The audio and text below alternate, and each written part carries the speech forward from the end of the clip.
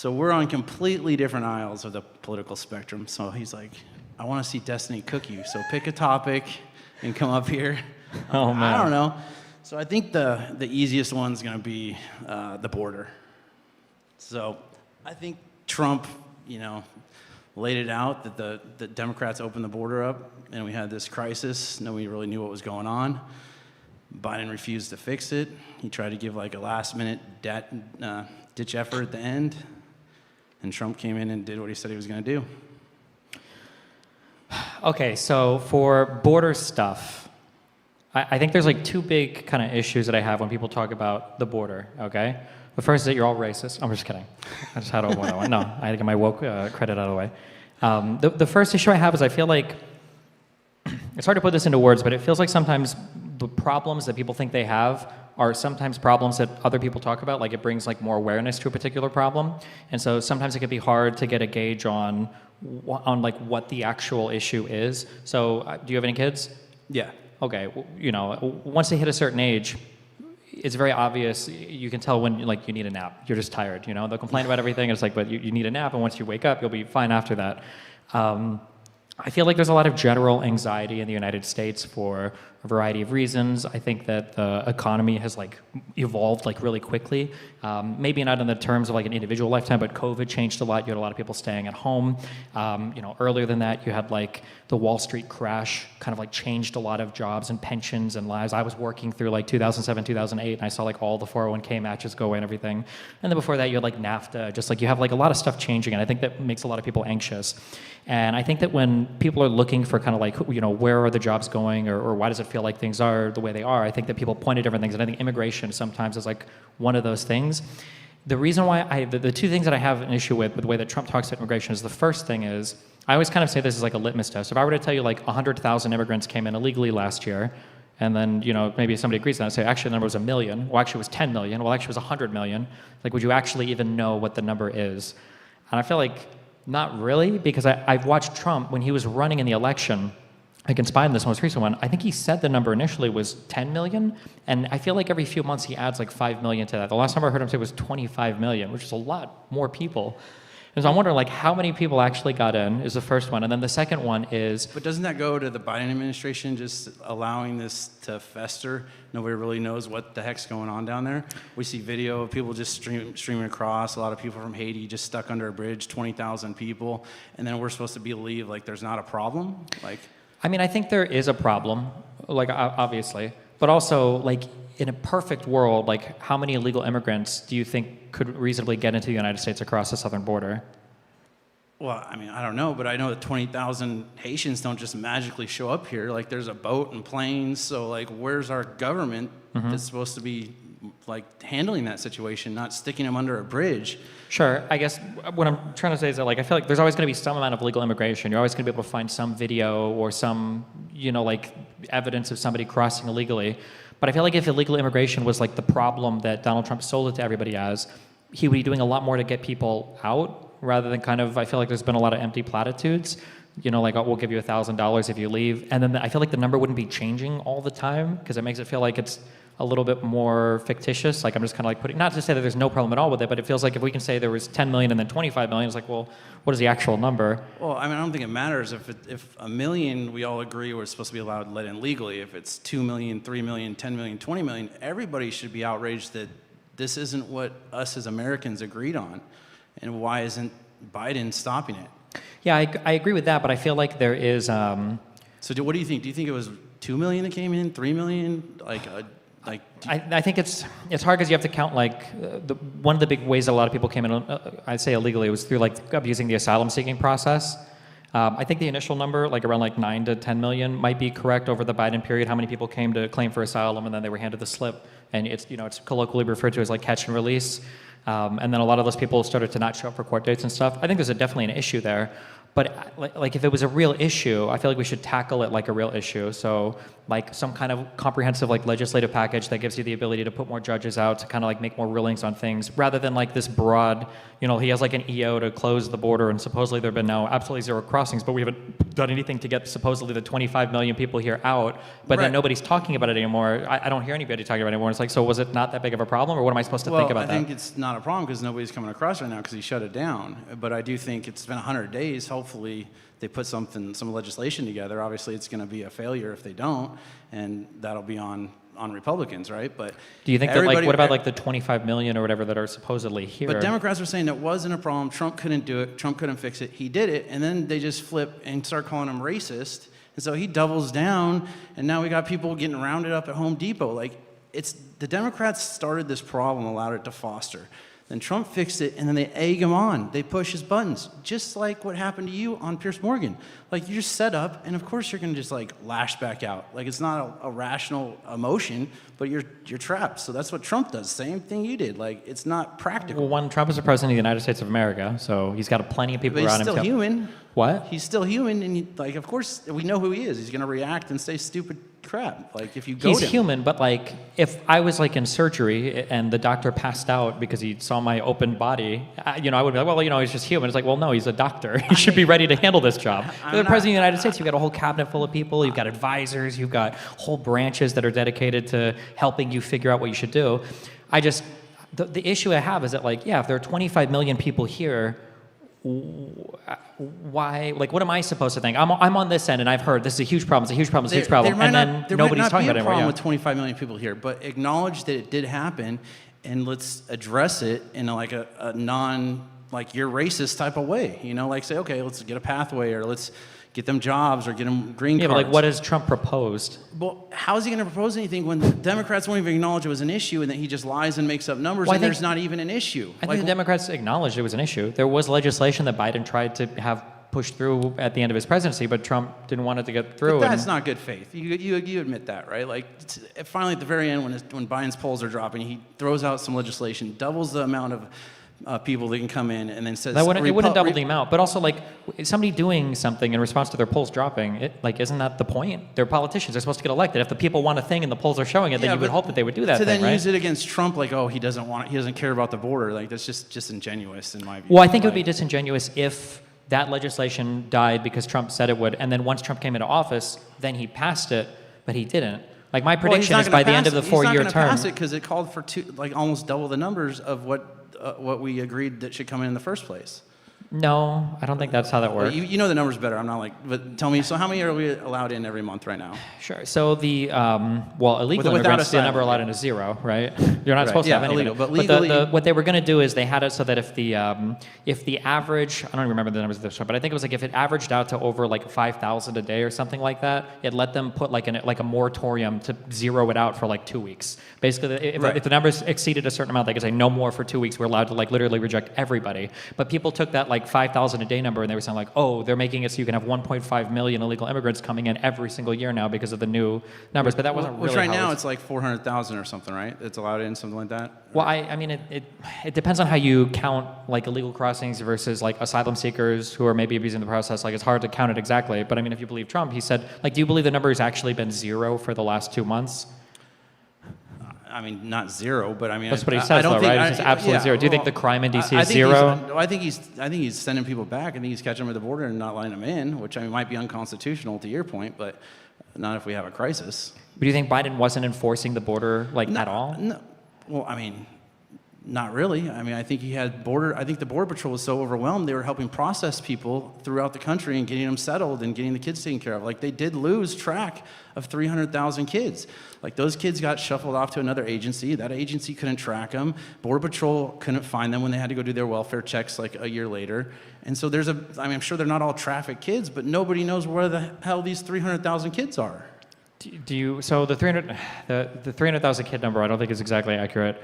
The way that it's portrayed is that 300,000 children were lost Right. But I don't remember the exact, because it's been a They're long not time. lost, since but they can't actually follow up with them to do their welfare check. The Border Patrol can't. So the other Well, agency... the question would be, if at the end of these 4 years, if Trump hasn't done anything comprehensively with the border, would you consider what he's done so far a success? Because according to Trump, 25 million illegals came in. Basically, none have been shipped out. Not if it just opens back up and we're at square one again. Okay. Then no. Well, no, not opens it up. But even if he keeps it closed and nothing gets passed, if 25 million people came under Biden, 25 million, that's a lot of people. That's a lot of people. Supposedly, he says. Yeah, So, but if mean, nothing happens in 4 I don't years, think I buy into the 25 million number, but whatever. That's fine. well, what do you think? What does it feel like the number is? 10 million people is like logical. Okay, but if Trump doesn't get rid of any of them, 10 million's a lot of people. We don't need to say the 25 million. I mean, Trump says it because he likes to embellish everything. he likes to lie. He likes to embellish. He likes to lie. That's a lie, right? Yeah, but If my professor embellishes my grade for me, that's cheating, right? I'm not going to call him a liar because he might have evidence I don't have. He might really believe there's 25 million. Like, Does Trump seem like the kind of guy who would hide evidence from the public that would bolster I believe 10 million. It's just a his... belief. I'm not a liar if it's really 25 million. Well, no, but I think it would be reasonable that you wouldn't have access to all the information, but Donald Trump would, right? I think if he had the information, there's 25 million, I think he'd release it. My issue is that, like, right now, Trump has gone about, like, even if I was fully bought into, let's say I was the most anti-illegal immigrant person ever, Trump is literally doing absolutely nothing except for the executive order closing the border to help me. He's making an enemy out of ICE in every single state. He's making an enemy out of all the governors. He hasn't done anything to deport any of the illegals here, really. Like, it just seems like he's just working. There's no immigration legislation on the way. He's being difficult, but you can't just give him the credit that he did shut the border down and stop that crisis that we were all dealing with for 4 years. Whatever level you think it was, a 1 in your life or a 10, Trump came in there and did that. So, it would be nice to hear somebody with your platform say, kudos on Trump, he at least stopped that. Now let's push him to do the responsible thing. Well, because but you just want to hate on him, and that's just more division, more division. He's a very hateable person, and we can't complain about division when he literally causes it with every single speech he gives. But why be like him then? Be the opposite of him. Like, be a problem solver. Don't be part of the problem. I can't solve the problem because Democrats don't control any of the three branches of the government right now. There's no Supreme Court. No, you do there's solve no the problem Congress. because There's no president. you motivate your base to go out there and change things. Yeah, but we change it by getting elected, which starts with hating the other party. See, you hate him too. Yeah, of course I do. I think he's breaking the law. I think he's unconstitutional. But everybody's just criticizing Trump for hating the Democrats, and it's like that gets us nowhere. I don't criticize Trump. There are people that are people that are okay to hate, right? I don't think you need to hate the other person to win. You just have to win hate anybody. You win on better ideas and execution. Would you hate a murderer? No, you can hate people. That's fine. I'm not saying you can't hate. But I think Trump conducts himself in a very hateable way. I'm not saying you can't hate Trump, but you shouldn't hate Republicans, and I feel like you do. You literally go out and you hate Republicans. Well, because I feel like they're engaged in a project that's like actively making every single part of our country worse. But they feel the same way against liberals. And yeah, but one of us is in reality and the other one's not. Exactly. And so we both think we're in a reality. We're all in our own reality. Well, so here, my prediction is at the end of these 4 years, there will be no immigration legislation. We're not going to talk about illegals basically at all, probably for the rest of Trump's term, except for whatever he does with ICE. And then as soon as the Democrats back in, we're going to hear about the caravans again. We're going to get the videos of the bridges again. And it just doesn't feel like a real issue if nobody's really taking it seriously. You say that he stopped them coming in, and that's great. But like if somebody, shoots someone in the stomach, they slap a bandage on him. They stop the bleeding. But there's a whole problem there that he's not addressing or doing anything about. I think it's a huge issue. I think your prediction has pretty good odds, but let's deal with reality right now. So we can both agree he stopped the border. Sure. Right. All right. That's it. Well, you're good. We agree on something. But that's not. But he didn't solve the problem. Isn't the border? The problem is illegal immigration. We can't solve your problem until we find out if he actually does the legislation over the next 4 years, which he's not. It has to be in the next year, basically. Sure. I mean, he didn't do it in his first term, right? He hasn't even talked about it this term. Well, I know, but we're beating a dead horse at this point. We know Trump doing anything in office. We know he closed the border, but we don't know if he's going to actually put the stuff down in writing. So let's wait and see. But okay. Well, but I mean, like, if he doesn't do anything for the border, then I would say then that Trump was worse on the border than Biden, because Biden had legislation that everybody was ready to pass. I'll agree with you. Yeah, he was worse because he convinced people to support him, and so he not only let them down, but he also left the border open. So I'll agree with you. He was worse than Biden if he doesn't get the border resolved. Okay, I'm gonna agree with that. All right, man. It was nice meeting you. All right, thanks a lot.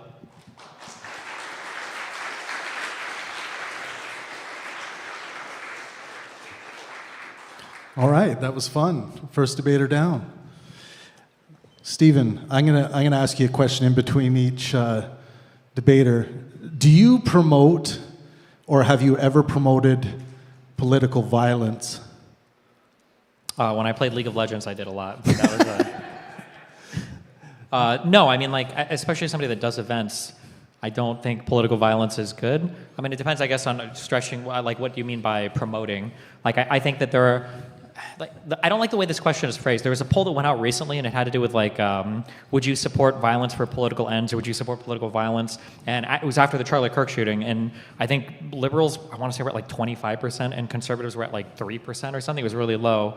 But like the way that you phrase that question, I think, is a little interesting, because if you ask a lot of conservatives, like, why do we have a Second Amendment? They'll say, well, that's to fight against like a tyrannical government. It's like, well, that sounds like political violence. In that case, I feel like 99% of conservatives would be in favor of it. The reality is basically close to 100% of people are in favor of political violence. It just depends on what the government is doing, right? This is why I asked the question, because everyone's, well, I see probably millions of people talking about you, saying that you promote political violence, but I agree with you. I think everyone does. It depends who we're promoting it against. I mean, I was promoting political violence against leaders of Hamas, for example, after October 7th, or around that time when I found out. So I think there are varying degrees of political violence. But I think there's a lot of misinformation out there about the things you say, and people twisting them into thinking you are, in fact, promoting political violence against those that talk about ideas that you detest. Sure, yeah, I mean, like, there's a lot of 30-second clips about me. I always say, like, I don't make content in 30 seconds. But I mean, if you listen long form, and I wouldn't even say you don't have to listen to a video, you just go to my community, you can look. Like, we don't really talk about the revolution or engaging in political violence. Most of the stuff that I talk about is like political violence is a result of something is horrendously failing in your democracy, of people having to kill each other over the words that they're saying. And I think that's like it shows a lot of failures in society. If that's what people are turning to. The one clip that Jesse Waters and everybody ran with recently was me saying that conservatives need to be afraid or whatever when they go out. The reason why I said that, and I mean I said it in much of that video, and it applies to everybody. I don't say it about liberals because I think liberals are kind of afraid, is that when people are operating without fear, you do a lot of stupid things, right? When you're like on a meth bender and you're running out into traffic, it's because you think cars can't hurt you. That's not okay. That's why people kept sending me that clip. I probably received it probably 500 times, I would say, after that was going around and going viral. And I analyzed it, and I thought you were promoting the idea that you think it's good that they are afraid of everybody, a particular because thing. the problem is that, like, people, so you were promoting fear, what kind, not there's like not violence. There's a healthy sense of well, here's what I'll say. People like romanticize a lot the concept of like revolution and civil war and all these things, and they're not like romantic, or they're not sexy, or they're not fun, or they're not awesome. Like, these are really horrible things to be happening.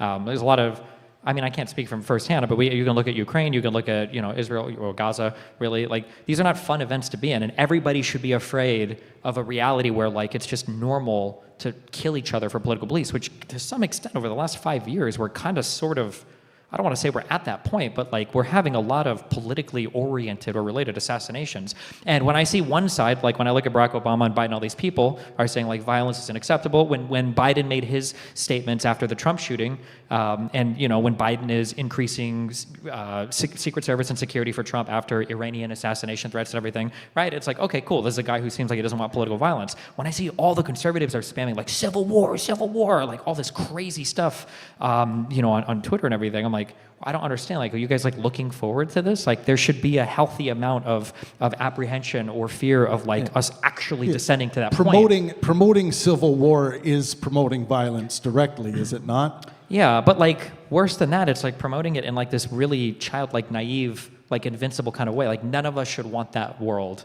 Right. Yeah. I agree. Okay. Well, time for round 2.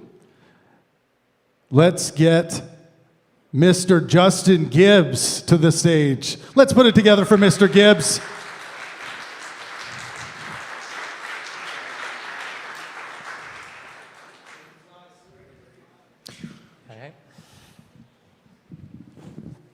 All right. Hey, how you doing? Pretty good, pretty good. All right, so I kind of wanted to talk about a topic that's close to me because I feel like most voters vote local. Okay. All right, and so it's kind of going to include some of the immigration, some of the tariffs. So I'm a rancher, And Trump is the best president that we've had in the last 70 years for ranchers. What do you have something to say to people like us who are excited about what Trump's doing with the tariffs? And Ranchers that doesn't include like ordinary agriculture? Is that just animal ag or? Yeah, specifically cattle. I mean, I'm not a farmer, so I can't speak to that, but I can speak to ranchers. Sure, because I know he's been horrible for farmers in his first term and right now in this term. The soybean thing that just happened with Venezuela, I think, was Well, I really mean, bad. part of that's also the overregulation with what they've done with alfalfa and they've done with grain. I mean, No, it was corn due to subsidies. Trump's tariffs and horrible negotiation Nah. skills and getting outplayed completely by China. Yeah. I mean, well, we can look with ranching due to gestation periods. We can see specifically that over the next 2 years, we're going to have a turn. We're going to go from being the lowest herds that we've ever had to actually starting to be able to grow again and be competitive in the market. And, you know, all these policies that Trump's put forth have been very beneficial to us. You know, the trade deal with the UK specifically being one, some of these other trade deals, cutting out other countries like Paraguay, which was opened up with Biden. I mean, why do y'all hate ranchers? Why do I hate what? Why does the left seem to hate ranchers? Well, I don't know if the left hates ranchers. Trump hasn't made any trade deals with any countries yet, so I don't know what trade deals you're referring to when you talk about the UK or anybody. All Trump has done is increase the tariffs to basically every country on the planet right now, so I don't know how that's helping. Well, that's not true. The UK just agreed to get rid of restrictions and match USDA requirements regarding beef, and so they agreed to get rid of the restrictions on how much beef they've included. That's something I They know might for have a fact agreed in that's a happened. speech, but there hasn't been any like deal formalized yet. Like these are all like skeletons of plans, and we're still waiting for something. Well, I mean, to that's better actually- than nothing. You just talked about how, you know, with the border, right? You just talked about how, oh, they just slapped a thing on there and then, you know, we haven't finished the job. You know, well, at least we got something started. Before it was just continuous bleeding. Would you agree that getting some kind of start is better than no start at all? No, because we're starting 1,000 feet behind the starting line because Trump started by tariffing the entire planet for no reason. Yeah, because they've been taking advantage of the great United States. They haven't been taking advantage of us. Yeah, Our economy absolutely. is destroying the rest of the world. We're the biggest economy on the planet.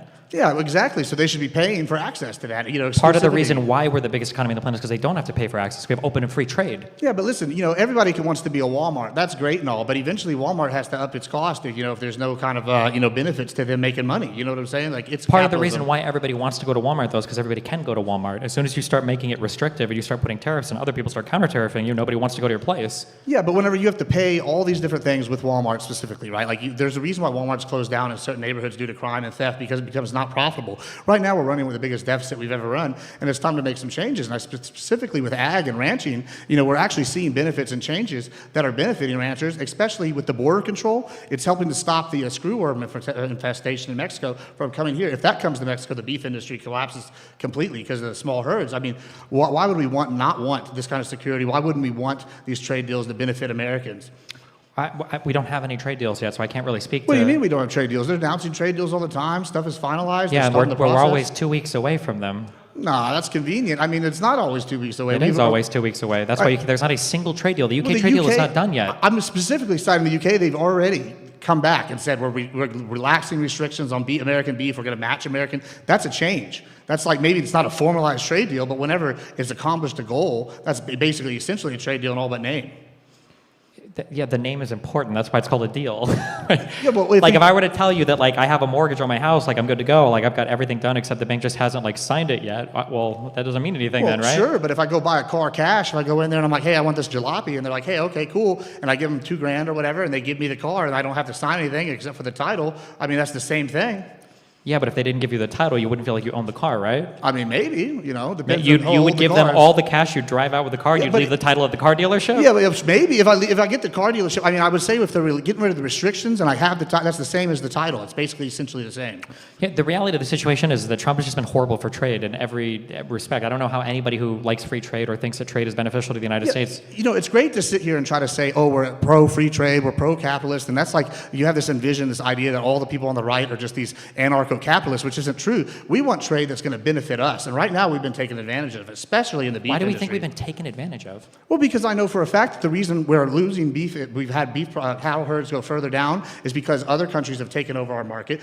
Under the Biden administration, we've not been able to compete fairly at the international level. We have all sorts of border problems because we had all these different Let's diseases just come up into the cattle farm. You think that beef failed under the Biden and the corn admin? subsidies have been a Why problem. how did Biden make beef fail in a way that Trump didn't didn't protect Well, them the that's first 4 easy. years? Well, one, Trump has already got rid of some of the subsidies, like the corn subsidies. He's cracked down on illegal immigration. So, if you know anything about ranching, then 97% of the United States ranches are family-owned. That's something that's very important to this. And when I look, there's a small percentage, maybe the top 5%, that have most of the base for this production, and those people are all treating unfairly by using illegal immigration labor, and then whenever they get busted, they just use, pay the fine and don't care. And with this bust, it's basically helped the mom and pop, which is 97% of the ranches, so about the 80% that's not these select 10%.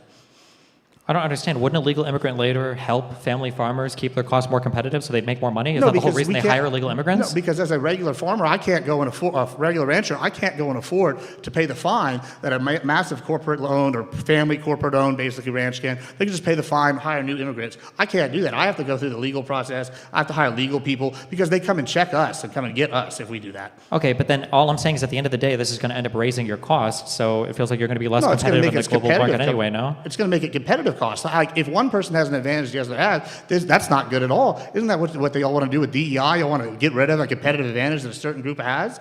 Okay, hold on. Just as a baseline, you acknowledge that like a tariff is a tax paid by an importer, right? Yes, I understand that. Okay, you know that a trade deficit doesn't mean that we're being taken advantage of by another country, right? Sure, yeah. I mean, Okay. it's partially part of that, though. Well, not how. Because if you're sitting here having to compete in that unfair advantage, you're going to have to offset it in some way in the trade deficit and all sorts of other deficits. Well, wait, why is it an unfair? Maybe we just have more money to spend. What, do you have just more money to spend? I mean, let's go back to what I was just talking about, though, real quick. You just asked why it would be fair to, the regular guy versus the other. Okay, cool. If you can look at the tariff argument and say, okay, maybe these people pay more taxes, but if it eliminates the bigger net negative, which is like the illegal immigrants working for these ranches have a certain special advantage that most ranches don't have. Other countries taking advantages when it comes to production. Like, these are all benefits that we've gained since Trump has taken office that was on a steady decline under the last 3 or 4 presidents.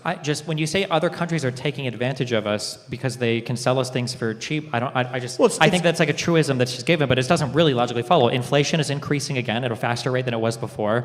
Our trade deficit is exploding. Trump did absolutely nothing to bring it down. Now we're paying a whole new category of tax that we barely paid before, which is the tariffs. We're having to bail out our soybean farmers now because we just got cracked over the head with China and Venezuela. Like the idea that there's all this help coming through because he closed the border, although apparently 25 million illegals are already in here. Like, I don't see where the help is. I could give you an example, though, right? So this is kind of the, bait and switch that the leftist seems to like to do, right? First of all, I go, tariffs are all bad. And then I want to bring up other things like the trade deals, and you'll say, they don't happen. But when I say, I go, hey, look, the UK is now matching American standards. It's a little bit of a bait and switch because you go, they haven't taken advantage of. Then I go and look at Europe, and I go look at Australia, and I go look at, the UK, and they have all these extra standards on beef that restricts us and doesn't allow us to sell over there in their markets. They're able to import over here, and we're not able to export there. That's an unfair advantage. You could say they're not reciprocal, but we don't even have an option to go in there and sell because they're sitting here excluding us. And they're like, maybe it's technically not a tariff, but the tariff is forcing them to react and change their policies at the local level, which benefits us here. So it's kind of like, it's not a direct one-to-one comparison. I'm sure I think if I heard that. more conversation about these particular standards, maybe I'd be more amenable to it. But the problem is Trump speaks so broadly, and then conservatives never actually detail any of these things. Like, it's okay for different markets to have different standards for different things. That's fine, right? Sure. What was the FDA? There was some drug that they didn't approve a long time ago that was approved in Europe. I wish I could remember the name of it, but women would take it when they were pregnant and their babies were coming out like 7 arms or something. It was a bad drug that didn't get approved over here. It was approved in Europe, but there are different standards in different countries for different things sometimes. Like, the idea that somebody might have a different standard for beef, and then so we can't export to that market as much, at least not all of our beef, I don't know if that's necessarily inherently exploitative. It can. There are some standards like that that are set up to be exploitative. But also, if Trump wanted to negotiate these, he said it himself, we have the largest, hottest economy in the world. Why would we have to start with a global tariff and then work from there? It's because it's sending a message, and then these people come back and they make more fair deals. They get rid of the They tariffs. haven't made any deals yet, though. They've made all sorts of deals. We We've have got zero deals with deals. Panama. We got deals with the UK. We have several- zero deals. What are you saying? We don't have zero deals when they've been announced. We've had their prime minister. Yes, we've had announcements. He's talked. That's all Trump can do is talk. You know, the deal we did have was the U.S. Mexico-Canada trade deal from Trump. Sure. He blew that up. So we have no deals. Yeah, Negative deals. So wait, so that's interesting you bring that up. Do you disagree that things change with a period of time? So I've heard people on the left, like yourself, sit here and advocate that this is just a massive failure that Trump came out here to. You just advocated earlier that, oh, hey, this guy, he's a politician. He's going to adjust to what the people want. Trump's a politician. He's saying, oh, this deal failed. Let's adjust. Let's get something new in there. Let's do something else. Now he's trying the stick instead of the carrot, and it seems to be working.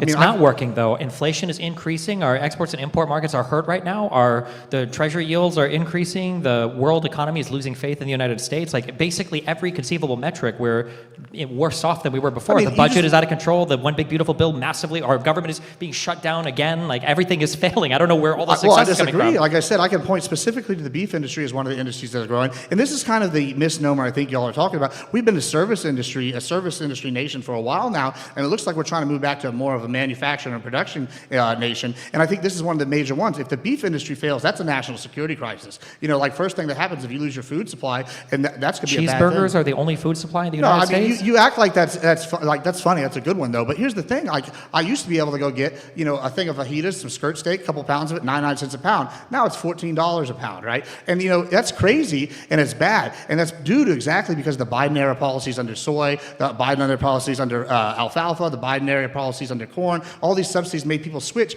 and all of a sudden now we didn't have feed, herds shrunk. We had these unfair deals with these other countries, and now, hey, if we have this screwworm infestation and have a porous border, which we know a porous border causes infestations of these screwworms and other kind of diseases into our beef market, if we don't have this secured, it's going to be bad. And under Biden, we didn't have any of that. And under Trump, we've secured it, just like the gentleman that just went before me said, and you agreed. So, like, how can you say this is a net bad for some of these industries when we're in a transitionary period?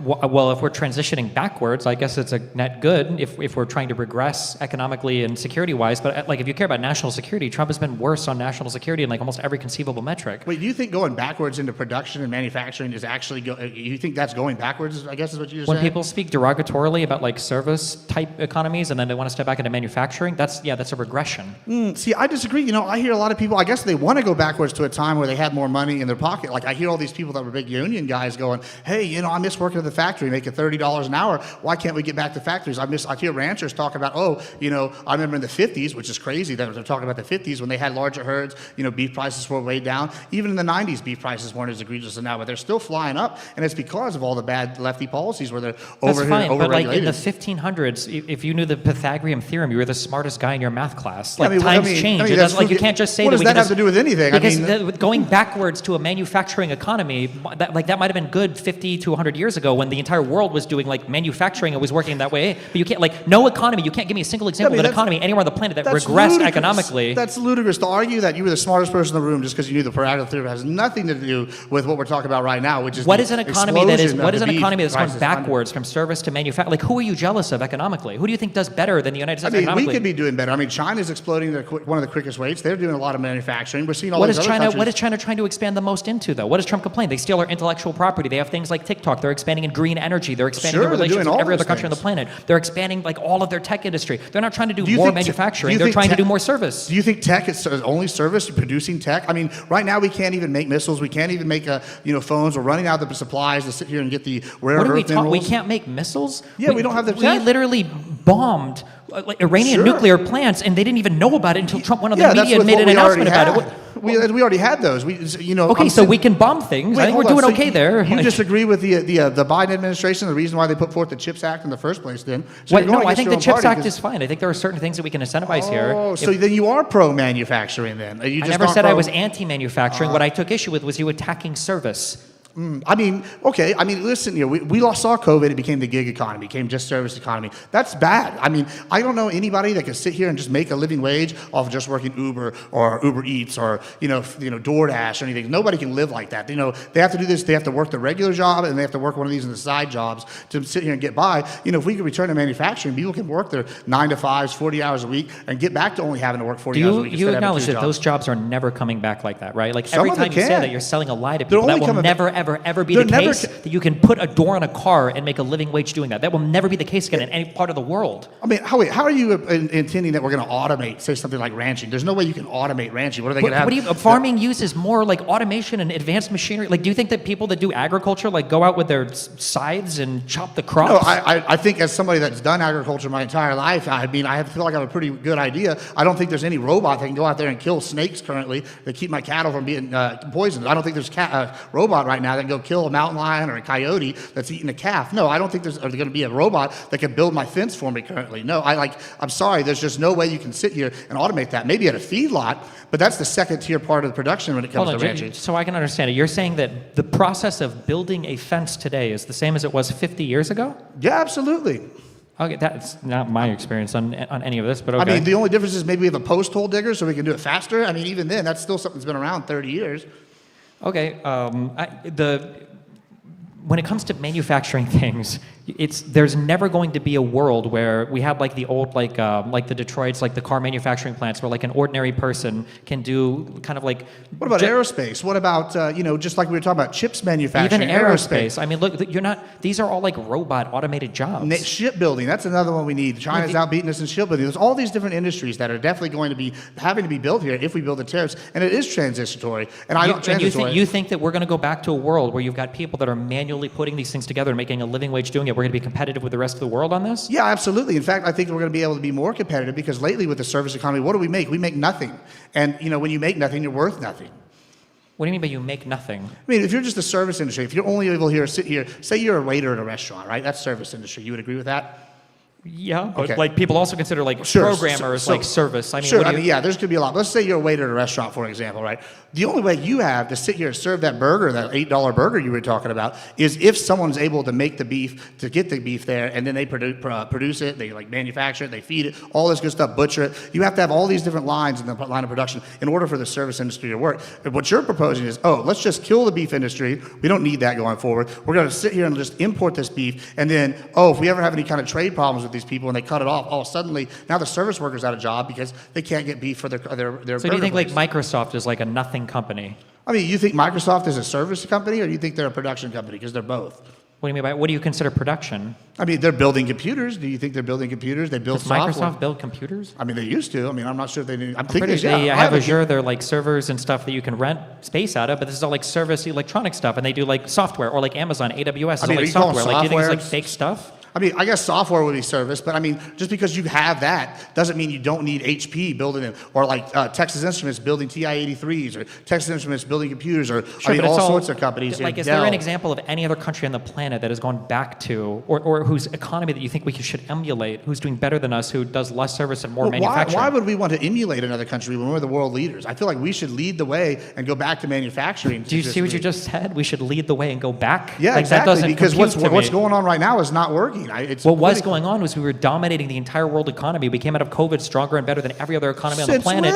Since when? What do you mean? Since when? I mean, it's arguably the whole reason why I think Mr. Pangburn over here brought up Hassan earlier as a joke. I mean, Hassan's always talked about multipolarity. I mean, if anything, the multipolarity people are getting stronger because we're sitting here not doing manufacturing.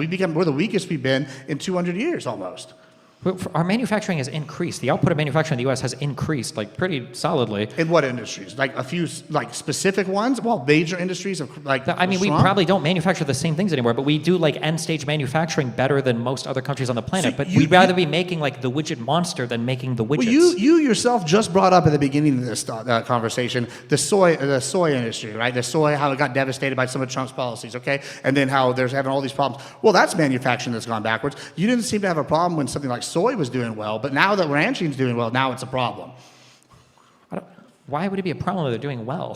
My issue is that conservatives, for some reason, you guys view everything on the planet as like some zero-sum game where the only way to make gains is to destroy some other part of the economy or to destroy some other part of the world in order to have some piece of the pie for themselves. But like you can talk about these things like manufacturing is being destroyed. Why did Elon Musk start Tesla and start SpaceX? Why did he start that in the United States if our manufacturing is so horrible? And when he did start that in the U.S., it's not like he put together a whole bunch of blue-collar workers in the Uber factories to build the rockets and the cars? I can't speak to Elon Musk and why he wants to be a patriot and build jobs here in America or return us to space. I don't know all that, but I'll tell you this. When I'm sitting here seeing people sit here and complain about, the soy industry collapsing, or I'm seeing other industries popped up, like the corn industry propped up by subsidies while, the beef industry languishes and rots on the vine, I sit here and go back to what I said in the beginning.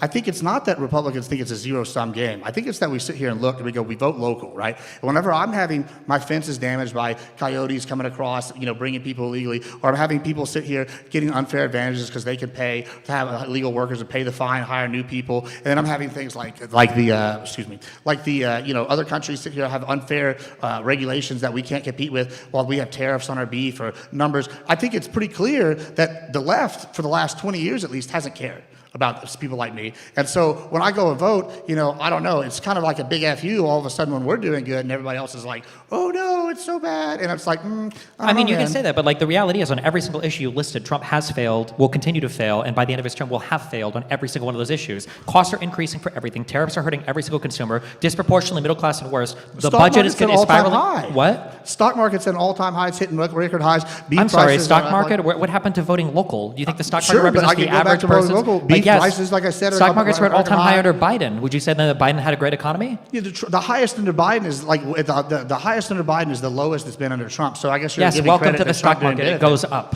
Yeah, I mean, no, it doesn't. What do you mean? We have crashes all the time. Yeah, and then it goes up. The last like 3 or 4 Yeah, years sure. of I mean, Obama's that's a presidency was all-time highs before Trump came in, and then Trump was all-time highs, and then COVID happened, and then Biden was all-time highs. And guess what? By the end of Trump's term, it'll be all-time highs. And guess what? After the next president, it'll also be all-time highs. That's how the stock market works. Yeah, but whenever we talk about inflation, we can go look at like average costs going in there, right? Like right now with beef, like I said, it's going to take 2 years for things to like level out and the cost to be passed on to consumers and it go down. But if we continue under the same policies, the beef prices are just going to keep flying up. Soon it's going to be $30 for your $8 burger at the rate it's going. We're at an all-time high for beef prices. Yeah, it's great for a seller's market, but it's really bad for everybody else. And so when I'm sitting here looking at what you're saying, gas right now where I'm at, it's like $2.30, right? I'm sure it's higher in some places like California. Why don't we look at where it's higher and where it's lower? And it's clear that the places with more regulation are way, way higher. So at the end of Trump's term, when inflation is higher than it should be, when costs are higher than they should be, are we still going to blame Biden for that? Because inflation is higher now. It's coming higher and higher and hotter than it should have been.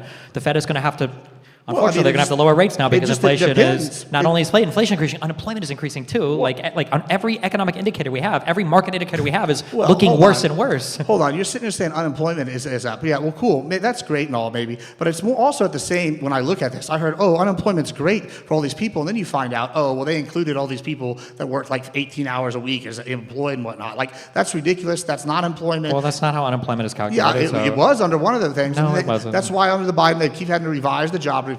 We figured out they're lying. And there's Revising the job reports have nothing to do there's just with- no trust from the left right now. Y'all lied about his health. Y'all lied about jobs reports repeatedly. We know for a fact There's these no were trust lies. from the left because Trump himself will openly lie about everything. But this is something I can look like. I'm not even a super huge pro-MAGA guy. I'm like a Texas Republican. We don't trust big government. And then when I sit here and I look and I sit here and you go, oh yeah, Trump's lied about everything. And I see the stuff he's done. And then I go, oh, it's the highest jobs they've ever been. And then I go, oh, okay, well look, let's see. Why did they just sit here and cut out 100,000 jobs from the last Biden report? Or why'd they cut 300,000? And every time the Biden jobs report came out, it was cut under Trump. We haven't seen those things. We've seen very small corrections, if at all. And so it looks like, yeah, maybe it's slower, but it's also not inflated fake numbers the way that you're sitting here pertaining, putting out there. So you believe the numbers under Trump, but you don't believe the numbers under Biden? I'm just saying if they're from the same agencies, You believe the numbers under Trump, but you don't believe the numbers under Biden? No, what I'm saying, well, hold on. The Biden numbers under Biden that I'm quoting are the same numbers that came out. First, he put one out for the jobs report, and then several times, each time under Biden, those jobs reports got revised. Do you disagree with that? Yeah, job report revisions are pretty common. Yeah, they happen. Okay, yeah, and when they're substantial, and you go all the whole time, hey, buddy, this is the highest jobs we've ever had, and then 3 months later, the revision comes out, and it's 1 million people lower, or 300,000 lower, and it's not the highest. Well, that's a lie. Would you agree? You just said it's exaggerating. It's a lie. So I don't think the revisions were as drastic under Biden. I think one of the reasons for a lot of the revisions under Trump is because Trump has done a lot of self-inflicted harm on the economy that nobody was expecting and the markets have had to adjust for. For instance, the global tariffs that were completely brainless that have done nothing but damage to the United States economy and reputation abroad. So wait, just to be clear, you're saying that exaggerating the numbers under Biden is different than Trump exaggerating, saying... I don't think they're exaggerating. When they do the prospective job numbers, they collect it from the census and then they get the later report. Yeah, I know, learning about how the data works is frustrating. That's why Trump wants to fire guys and put in guys to give him the answer it is that he wants. frustrating. Whenever you're the average American, I run up several businesses. It's not very hard for me to sit here and go, oh, I did this. If I go to my investors and I tell them, hey, guess what? Our numbers are actually, 300% lower than what I actually told you in, 3 months ago. That's going to be outrageous. Or I lose, we made $300,000 less this month than we actually told you we made. Now that we've done revisions, they're going to go, that's a lie, and they're going to want to pull funds. So whenever you're sitting here going, oh, it's not the same. It's frustrating how numbers work. Yeah, it is frustrating to the average Americans who are wise to this game now. I just don't understand how you could sit here and say it's not an exaggeration or whenever that's Because exactly what's happening. they do revisions because the first numbers they get are different than after they verify them on the second batch. Like you can, I think they're pulled from different. I think one comes from some census-related thing, the other comes from some like final jobs reports-related thing from companies. I don't know exactly how they calculate it, but there are always adjustments. There have always been revisions. Yeah, sure, but and that's a lie, especially when you sit here and you run on, oh, we have the best jobs ever, and then you're going to sit here running the Trump presidency. Because under Biden, the job economy was very hot. Yes. No, fake news. And when we sit here, and I want to talk about what you just said. You sat here and said, hey, we're going to sit here and get, the inflation rate, if it's the highest it's ever been. Well, I can't remember a government in recent memory that didn't have inflation rates go up. But if he slows the inflation rate, and it looks like it is drastically slowing. It's not slowing. It's It's beating now. I think 2.9 was what it came in under, and it was supposed to be like 2.4. So it's increasing, which we would expect as the tariffs are increasing. I mean, everything. I don't know. I'm seeing 2.4 from multiple sources regularly right now. That's what they're estimating they're going to be at the end of the year. So, I don't know. I guess we have different sources on that one. But if there are 2.4 and it did slow the growth, then hell yeah, that's exactly what we want, isn't it? I mean, if the inflation is coming in hotter than we would expect it to, and it's coming in hotter for literally no reason besides the fact that Trump is adding costs to everything by tariffing the entire world for no reason, I think, no, that's not what we want. We had an economic contraction for quarter one for absolutely no reason. 2.9% is bad. Whenever Biden came in, we had a 25% to 50% increase almost inflation. Where was in the some Biden areas. inflation from? What was the Biden inflation from? Yeah. It's terrible mismanagement, all these different industries. What was the Biden inflation from? Are you going to blame COVID? Is that what you're about to try to blame? Don't we blame COVID for Trump's disastrous fourth year? Does it only work for Trump? I mean, I'm not sitting here. I'm making claims based off what I'm seeing. Wait, where do you Trump think the had a majority of the inflation happened due to under Biden's administration? Yeah, I would argue that, all the extra checks got sent out. I didn't even like it when Trump sent out checks. But whenever they're sending out all these checks, yeah, that's going to drastically inflate things. Whenever you have people send out, all these different checks going out and no one has to work and you can just go spend money like play money, of course the prices of inflation is going to go up. Do you disagree? So we had COVID was a huge thing, right? We had to do some kind of stimulus for the economy. And then we also had the Ukraine war break out, which did a lot for shipping and prices of stuff globally as well for a bit, right? So he had to deal with those two things. For the most part, by the end of his term, inflation was, I think it was sub 3 points. When Trump came in, everything was running fine. We had an economic contraction in quarter one for no reason. And now we've had inflation starting to tick upwards again for no reason. If we look historically throughout history at all the different countries, every time we've had like a giant inflation increase, like 1920s Germany, right? Or even Venezuela now, what do? They do stimulus packages and they kept sending out tons of extra cash, all these stimulus bonuses, all this money, and they flood the market. And all of a sudden, about a year later, 6 months later, suddenly that money's not worth anything because inflation's through the roof. That's exactly what happened under Biden. And, really? Under Biden, the USD wasn't worth anything? Yeah, it's gone way down. Are you disagreeing that the U.S. dollar? The only thing that was damaging faith in the U.S. dollar was Trump's crazy tariff plan. No, that's not true. It's absolutely. The U.S. dollar has been on the decline for like 15, 20 years. Absolutely not. You can see USD to euro comparison. Like Trump has been destroying the USD with his insane. That's not true at all. I just don't know where you're getting your information. You can look at the treasury yields increasing because other people, Japan and Canada, were possibly looking at offloading U.S. treasuries. You can look at the fact that you want to talk about a deficit or increasing U.S. dollars again. Trump's first term, all he did were tax cuts. He didn't pair it with any spending cuts. Massive deficits. Look at the one big beautiful bill. Massive deficits. All Trump does is print money like crazy. For no reason too. He did it for no reason. There's no crisis right now for these 4 years. No, I disagree. I think the economy is in a great shape and getting better, especially when I look at things like luxury goods. So do you support deficit spending? Do I support what? Do you support massive deficit spending to increase the economy? It depends, not generally. It depends on what? If it's a Republican or a Democrat in office? I mean, sure, I guess, but not really. No, it depends on it. Like, for example, I'll give you one that I'm not a huge fan of. I don't like Trump's gun laws as a Texan, right? So I'm not just to sit here die hard. I'm going to die on the Hill. I think the big beautiful bill. I'm sure that's what you want to be referring to. I think that was too much. I'm not a huge fan of that. So no, I'm not going to sit here and die on that hill for some of these things. However, I do think whenever he's sitting here and he's accomplishing things in multiple industries that are improving things for us, I think maybe we should give him a chance. We've done things one way for the last, 16 of the last 20 years, have been done one way. And now, we're getting a change and it's benefiting some people that haven't been benefiting for a while. And all of a sudden, that's a problem. And that's kind of what I keep coming back to you. You're saying it's a zero-sum game on our side. When I'm saying it looks like it's a zero-sum game on your side because y'all hate seeing anybody else win. When you say try something different over the past 20, 30 years, what I've seen is Republicans destroying the economy, Democrats coming in and having to try to rebuild, and then Republicans coming in and trying to... Wait, well, how come do the general public, whenever time they're polled, say they trust the Republicans more with the economy than Democrats? Because the general public is...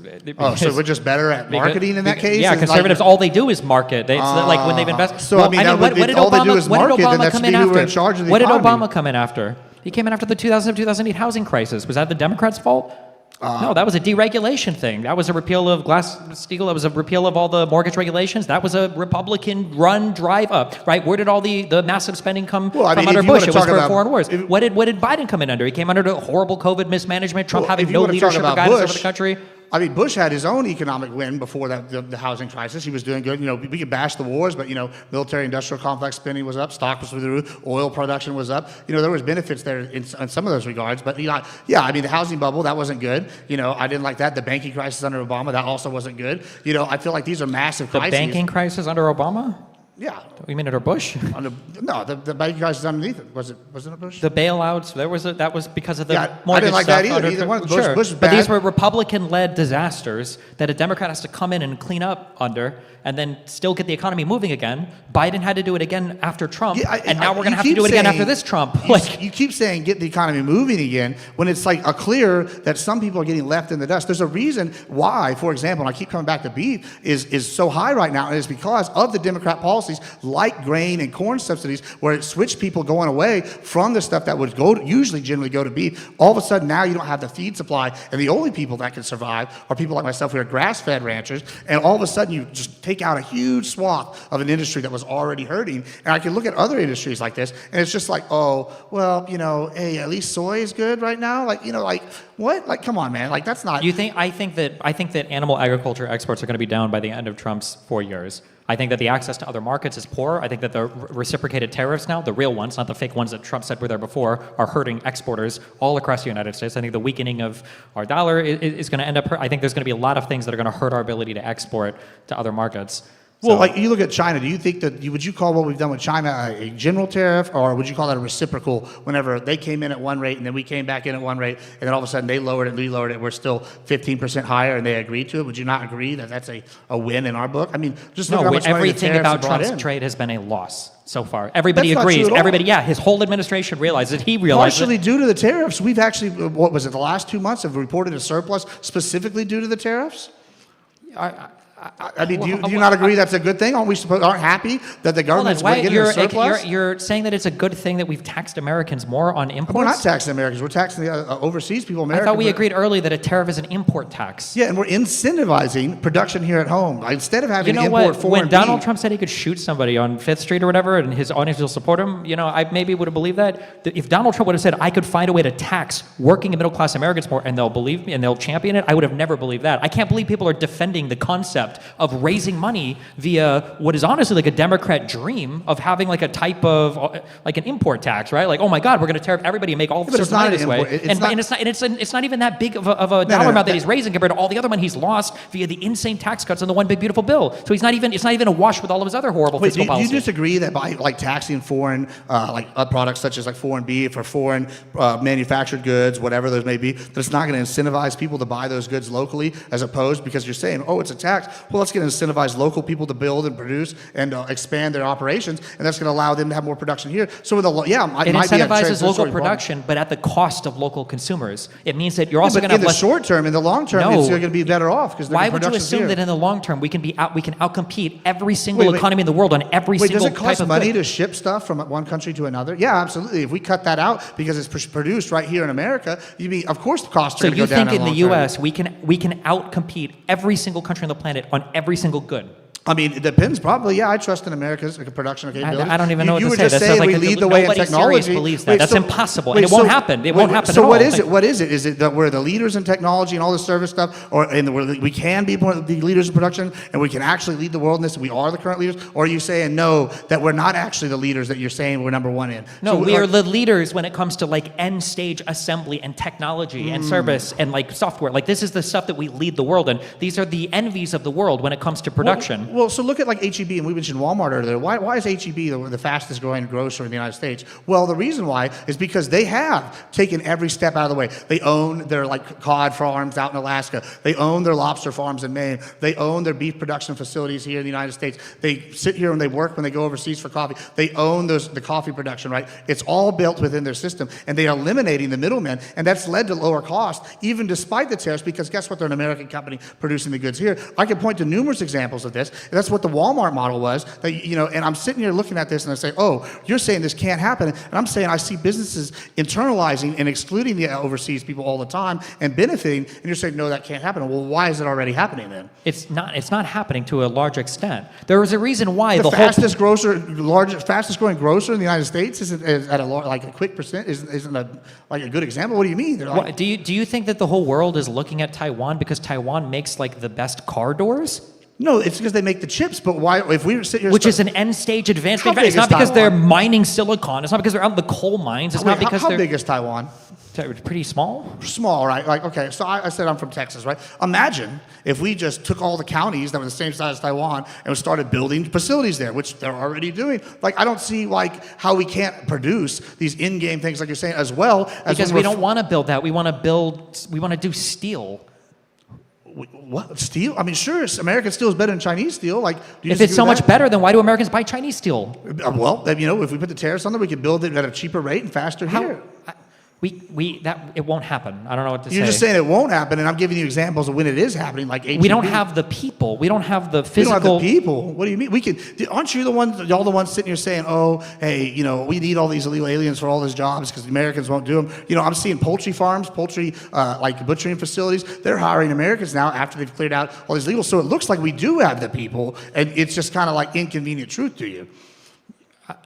I don't know how to. There's like, if I were to ask you for an example, you wouldn't be able to give me a single one. If I were to ask you for, like, there's just no world where we can outcompete the entire world on everything. Yeah, I could give you no an example. economy does it. I can give you an can't- example right now. C&J Farms in Texas once That's again. not a country. Oh, a country. Oh, now we got to change it from like companies to I'm countries. asking about a country that tries to do everything. Some economies, like in some ways, Germany has issues getting trapped in like a manufacturing they're economy also where the they can't size make. of like Oklahoma. So that's a bad I'm example. just saying that you can't make everything. There's a concept called comparative advantages. Some people do some things better than other people. Some economies are geared more towards the production of certain goods or services than other economies. If our unemployment is sub 5% and Donald Trump is obsessed with kicking a whole bunch of people out of the country, where are we expecting to invent all these people to take place of all these other things that we're importing from other countries? We just don't have the people for it. Hold on. If we have a massive unemployment rate, then why We don't shouldn't have a those- massive unemployment rate. Yeah, it seems like we have a lot of people unemployed or working on the gig economy, having to work 2 part-time jobs. I don't know what it seems like is. I can't talk about it seems I like. mean, I can only go by think the we official can. reported You're numbers. just sitting here, listen, it's pretty simple. When we go and look, we do have. You were just saying unemployment is climbing. If we're getting rid of illegal aliens, like Trump is trying to do, or stopping the flow of immigration, why wouldn't these people suddenly that are here not be getting hired? I mean, it seems like a no-brainer that you're going to hire here if you can't hire from overseas. When I say unemployment is climbing, I mean it's getting like back up to, and then it's going to go north of 5%. Not we're at 30%, so we can open every single new shop in the United States that we were importing from every other country. I mean, hold on. Are you saying all these people that are sitting here working on welfare, living on welfare, they're sitting here? I don't think there are that many people that are sitting here on welfare not working. What?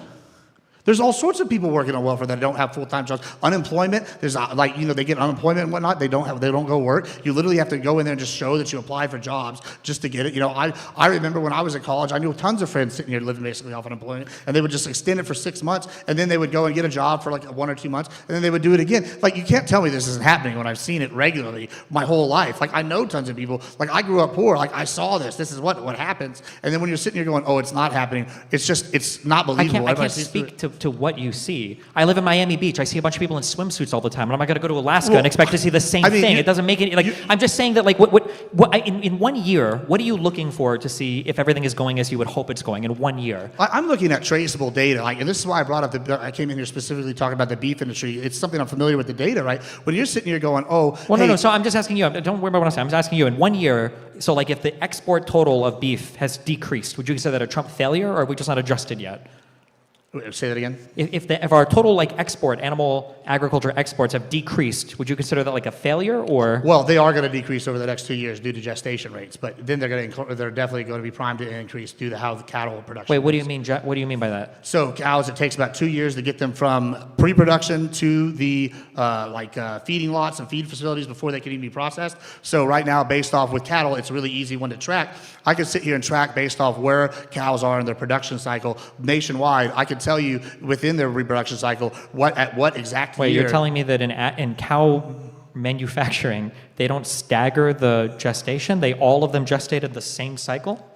No, that's not what I'm saying. They do stagger it, so I can tell you exactly how long it's going to take based off economic indicators. And that's why I'm saying within 3 years, we're going to see our first growths in herds since the 1950s. So when I'm sitting here saying, oh, hey, I've seen exact production, exact changes that are benefiting Americans, like with ranching, I can sit here and point to an exact data point. And this is why when you're sitting here saying, oh, the stats for this, and I'm arguing over the stats, and we're sitting there arguing over definitions, or we're arguing over hey, how much unemployment is, I go, hey, well, there's good liars, bad liars, and statistics. That's kind of what you're doing right here. And I think it's kind of like not really being honest whenever I can look at something like ranching and I can point to an exact data set that's going to change based off established principles and established economic conditions. And with cattle, for example, I know exactly it's going to take 3 years based off of the changes that have happened in the 6 months. And it's very simple. And so there's not going to be a change unless something crazy happens that'll, Okay. I guess we'll see where we're at in a year. But I mean, right now, for CPI and stuff, the cost of a basket of goods, everything has gone up except eggs that came down because of the whatever egg price having. But everything else has gone up in terms of average costs. Housing prices are still going up. Cost of education is still going up. Now we're paying import taxes on everything we get from other countries. Maybe in a year, the cow gestation will save us because of all the beef agriculture, maybe. But it just looks like every indicator right now is bad. We're always 2 weeks away from any actual trade deal from other countries, even though we keep saying things. And now we're having to spend a bunch of money on soybean farmers because Venezuela and China are screwing us because we don't know how to manage any of our trade policy. Let me just ask you this, because you keep saying we're 2 weeks away from trade. If, say, no trade deal signed, but they suddenly match our standards, is that not a net benefit? It should be enunciated in a trade deal. I don't know if I would consider that a benefit because it could change at any time. Okay, so wait, hold on. Every country has the right to govern themselves, right? Kind of. It depends on what you mean by that. So, whoever's in charge of the country, whether it's a dictator, whether it's a democracy, whether it's a republic, whether it's whatever, somebody have a governing body that makes the rules, right? Oh, maybe. Yeah, okay. And so then, if they have a governing body that makes the rules, they can change those rules at any given time, correct? No, that's not how that works. Oh, yeah, it seems like it. I mean, because wait, just here in the United States... Are you a free person who can do what they want with their time, assuming you're not breaking the law? Sure, but You can say that, but what if we sign a contract? That's why you have contracts, is so that you can hold people to deals so that they're enforcing them in the future. I wouldn't want to be on a friend deal with a country for something as important as trade, because you yourself said it, a lot of these industries have to ramp up and ramp down. Yeah, but I mean, if you're in business, then there's such a thing as a good faith gesture, right? If I'm going into business with somebody for credit card processing, right? And I go in there and I'm like, hey, I'm going to give you the, POS machine for free, and and you're going to sit here and you're going to get this rate, and I give you the POS system, and I give you a trial period before you have to sign it, you would agree that's indicating that you're going to be going along with the deals that we're going to be making, correct? You would never sign a contract on or you would never operate on good faith like that. I think you would always want something in writing. But this is international diplomacy, though. This is different. Well, no, if you want to talk about diplomacy, America's lost all good faith with the tariff war. We destroyed that. No. These countries have been taking advantage for a while. They haven't been taking advantage of us. Yes, they are. You're sitting here, we're acting they absolutely have. Whenever they have standards that exclude us from a market, how do you think that's not taking advantage of us? I thought you just said countries have the right to regulate their own country and that's decide my what they point. want to import or export. You're sitting here saying that, oh, hey, you have to be a contract. At least when I see somebody put in an office in another country and they're sitting here trying to make strides and change regulations at the local level. If you think that there are unfair things like that, why didn't Trump just go out and negotiate that? I mean, that's what he's doing. No, that's not what he's doing. He tariffed how long do you think a deal takes to make? They take months at Apparently a time. A lot longer than Trump thought, because he said we'd have 100 deals in 100 days, and so far we have 0. I mean, it seems like a lot of these people have been coming and dealing with him. To me, I don't know. Doesn't seem like that to me. Again, we're past 100 days and we have 0 deals. Where are all of the trade deals? They're nowhere. They're all over the place. They're we got nowhere. Panama, we got the UK, we got the EU They're deal not going materialized yet. We have we got the tariffs. China are higher than they've ever been, while theirs are equal to what they were before. They're not equal to what they were before. We have a surplus from the tariffs as well. We don't have a surplus. We're still in a massive economic no, we deficit. don't have a surplus. Just checking in, guys. We have about 5 minutes left there, Mr. Beef. Gibbs. Hey, there you go. Sorry, I had to. Is there anything you wanted to touch on with Destiny for maybe 5 more minutes? No, I did want to say I thought this was kind of interesting. Y'all were just talking about the political violence thing, and I was making sure I brought my helmet and checked out upstairs before I came out here. But I think that I'm glad you said that. Honestly, I think that it has motivated people on the conservative side to go out and talk, and I encourage you to do more of these debates. I will give you much credit for going and talking to people, because I know that it's a lot of people will just comment and they don't want to put their money where their mouth is. I mean, do you think that the heightened environment overall is going to be something that continues, or do you think that these recent like violent activities are going to like be a shock thing that are going to make people go away. I think it'll continue until President Trump tells everybody to calm down. Do you think that people will like even listen to him? I mean, I don't. He got everybody to ignore the Epstein files. I think he'll get everybody to tone the violence down if he wanted to, yeah. But I think he likes it. I think conservatives kind of enjoy the environment. They enjoy them. I mean, I don't think so. Every time I've ever heard someone do something on the like conservative side, say a conservative guy kills somebody, everybody on the conservative side, yeah, that was terrible. Put him in the meat chipper, the wood chipper, right? I've never heard anybody sitting there like glorifying, except for like maybe like I don't know the Klan or somebody, which is not representative. Well, I mean, if it's one of theirs, they memory hole it and they never talk about it. If it's a left-wing person, then of course they go crazy about it. What do you mean? They talk about the Timothy McVeigh all the time and say how terrible he was. This is decades ago, right? Sure. What was the one? Was it Abbott who pardoned the guy who killed the? Was it a BLM protester? I think like you had Trump pardoning all the J6ers. He thought that violence was epic. You had. The January 6th one seems kind of controversial now with all the FBI stuff coming out. But I mean, like. Well, nothing came out to be clear. I mean, sure, that's fair. We can argue about that later. But I'm saying like specifically, whenever I'm looking and I talk about this ticky-tack word game BS, I just saw the other day that the Pulse Club, Mike Club shooter is considered a right-wing violence, and I'm just like, this guy represents the right wing, like. I don't know about that one. I feel like there's been a dishonest framing, and I don't think that Trump coming out and saying everybody needs to calm down is actually going to do anything. I think that's dishonest as well. Like they actually believe that. Well, then no one on the left saying anything shouldn't do anything either, right? If literally none of our speech matters at all, I don't understand how crazy it is that I don't understand how you can say that. You don't believe that. There's no way you believe what you just said. You don't think Donald Trump making a statement that everybody should calm down. You think that would have no impact on the environment whatsoever. I mean, maybe some. I don't think that. I think that it's going to be like kind of turned against him. It's just like whenever he was like with the Proud Boys or whatever, he's like, calm down, stand by, whatever. Some people interpret it as, oh, he's going to have his own private army. To most conservatives, it's like, he's like saying chill out. I feel like anything he does is just going to be framed as yeah, but when he said that, everybody understood it as like, fuck shit do you up, disagree right? that anything he says is going to be turned into like I don't know, some kind of meme? Like no, I think it's very obvious. Like when you listen to Biden speak, it was obvious he wanted everybody to calm down. When Donald Trump said stand back and stand by. Hold on, Biden said he wanted he wouldn't be upset if he got taken out one time. I mean, what do you mean? Like no, he did not say that. No. Yeah, absolutely. No. Not only did he not say that, but you can look at all of his actions and providing additional Secret Service members and increasing security for even his political opponents or reaching out. If they increase the security and put the C team on him and they get two people taking pot shots at him, I don't know if that's really increasing the security just because you throw more bodies, but you put like the B team out there. I mean, he's doing what it's not like Biden himself is out there securing the events. No, nobody wants that. But I'm saying as opposed to Biden is providing for additional security and Trump is trying to rescind Secret Service protections, additional ones from every single person he can. He's done that. And I mean, the way that Donald Trump talks about, he went on stage after Erica and was like, well, unlike Charlie Kirk, I hate all my political opponents. It's kind of unhinged to say. Is it though? I mean, like, I feel like there's a lot of hate. Like, just coming on here, I got yeah, hate it comes from him. You get hate from all the people all the time. We all get hate. Like, just yeah, but there's a difference from the president saying it. I mean, is there though? I mean, he's one. Like that's part of what people like about him is that he. Yeah, is that he's hateful. No, it's that he's a regular person that you could talk to. I don't want a regular person. I want somebody who's better than a regular person. The president of the United States. You say that, but I feel like the part of being the president is that anybody could be president. That's really the myth. The myth of the United States is that hey, little Timmy could go up and become the president. Anybody can be president. Isn't the same thing as saying everybody can be president. If you're in a dire situation, you're not looking around and it's like I got the 6'2" Jack guy. I've got the guy with all the military general experience, and I got the everyman. I want the ordinary dude to lead us through the zombie apocalypse. What do you mean? So you're arguing for an elite oligarchy that runs the United States? That's crazy. Well, hold on. No, if I was arguing for an elite oligarchy to run the United States, I would support Trump and Elon. No, that's not what I'm arguing for. I'm saying that the president of the United States should have anybody. If it can't be anybody, then you want someone specific that you think is special or like higher than the rest. Do you think a mentally retarded person should be president? Wait, say that again. Do you think a mentally retarded person should be president?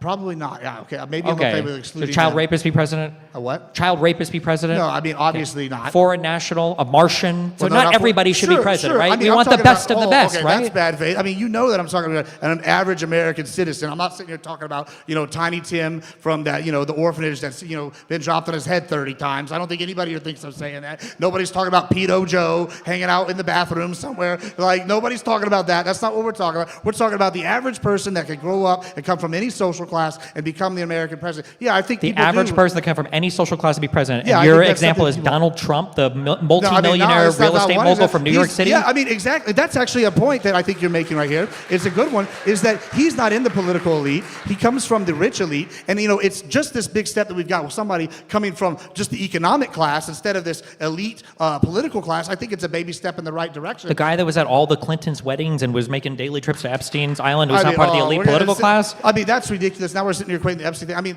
listen, if the Epstein thing matters so much, the Dems would have nailed him with it when they had all the files. But they didn't do it because they knew he didn't have anything. And just like with Julian Maxwell said he didn't have it, none of the fucking victims have said that he's got these If we're going to run with that logic, then if the Republicans had anything on Comey or Barack Obama related to the FBI hunt, then they would have released it in 2016 to 2020. They tried, but the little Dem operatives that were already working, they've sitting here and stopped them at every turn. We've seen that even just now. He's not cleared out all these people that are There's working still a against him. deep state. There's still how deep does the state go? I don't know about how there's a deep state. Those are your words, not mine. But I'm thinking that Those are not my words. Those are Trump's words. Those are the words of the Republican administration for the past 10 years. We could call it a deep state, but you and I both know that there's always people at each side in trenches whenever they get in charge, and those people that are for holdovers from other administrations are working against it. If that's a deep state, so be it. But you can't deny that there are people that are in power right now that are working against his agenda when he pushed stuff forward. Yeah, I would argue that it's taken him a while to get rid of some of those people, get people in place so that we can do some research on this stuff.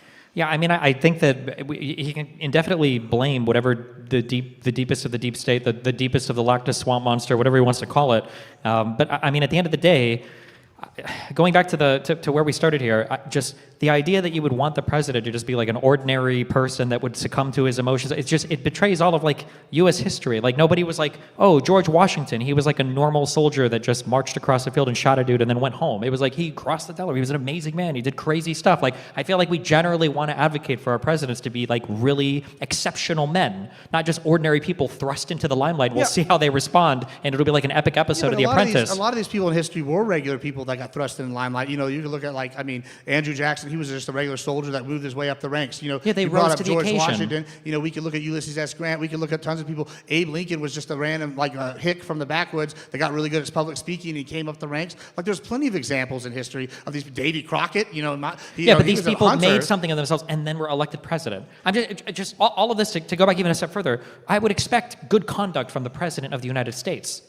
I mean, hold on. Are you saying... I can't believe this is controversial. It's because his behavior is indefensible. We've had plenty of presidents that have said, that, we hate our enemies throughout... No, we don't. I mean, FDR was sitting here talking about the evils of Nazism and then communism. Nazism? Yeah.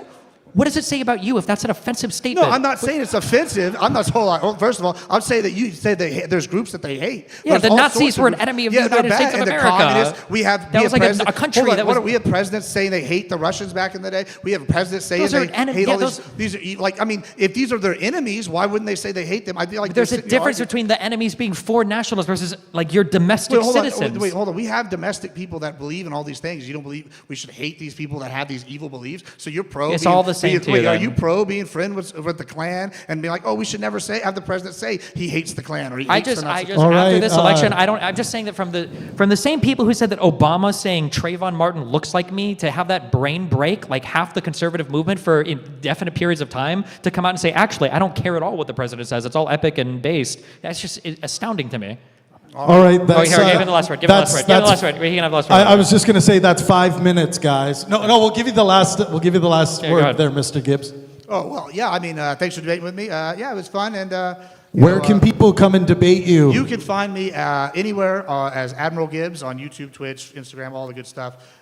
Thank you so much for having me. I appreciate it. Everyone show up and debate Mr. Gibbs. Give him a round of applause. Thanks. Thank you so much. Okay, super quick because we got more debaters to get through here. Extra, read all about it. We are about to announce a massive debate in the UK for Destiny, Stephen Bonnell. We're very close to announcing it. This deal has been in the works for about 3 or 4 months now.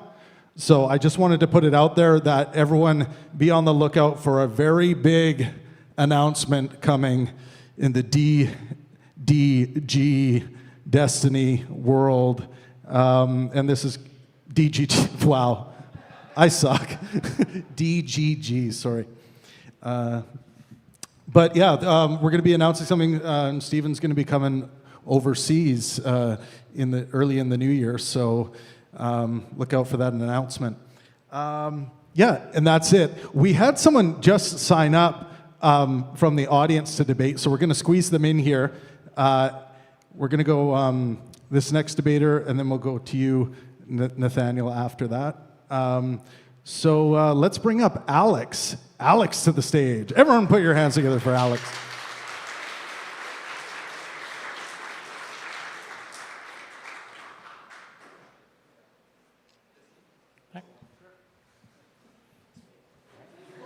Oh no, shake his hand. You walk by him. All right. Yeah, hi, Destiny. Hey, what's up? So I was wondering, how you think the set of like base manufacturing workers in the United States overlaps with the set of consumers that are buying the commodities that these base manufacturing workers produce. So how do these two sets overlap, the workers and consumers? My guess is they overlap probably very broadly, but it probably depends on like the specific, like if you break out like different types of consumption, then it might change. Let's say like textiles, clothing, electronics. I would actually disagree. I would say that they overlap very little because America kind of operates off of finance capital where the U.S. dollar is the reserve currency. American markets are stable, so the world kind of invests in U.S. markets, and we just sort of do magic with that money. Also R&D, like you say, like top-level manufacturing R&D and that sort of thing. So I would say that most of the workers that do the base manufacturing actually are outsourced and offshore, like say in China or something, right? Oh, okay. So sorry. So I thought you meant for domestic labor. No, but no. For international, I would probably agree. Like the I'm super guessing it, but I would probably agree that like the majority of like the people that do base level manufacturing in China are probably not consuming the majority of their output. I would probably agree with that. Yeah. Would you agree that the majority of the consumers in the United States are consuming commodities produced by Chinese workers? I don't know. Everything's made in China. I'm sure it's a big chunk. I don't know if it's a majority, but I'm sure it's a big chunk. Yeah. Okay.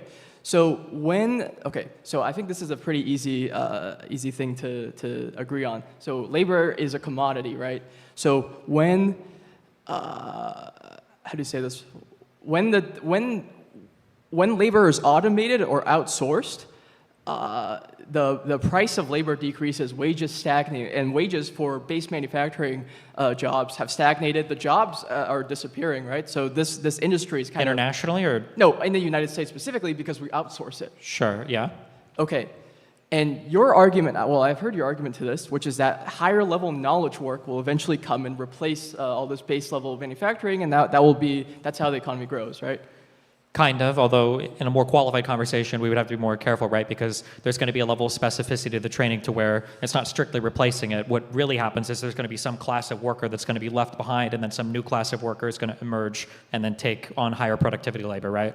Like so in the wake of NAFTA and everything, that's kind of what we saw was a shift away from more like blue collar, base level manufacturing to like higher educated stuff. Right. And on paper, the numbers are like replacing them cleanly, but in actuality, there's a group of workers that are kind of being abandoned by a newer economy, right? Right. Sure, yeah.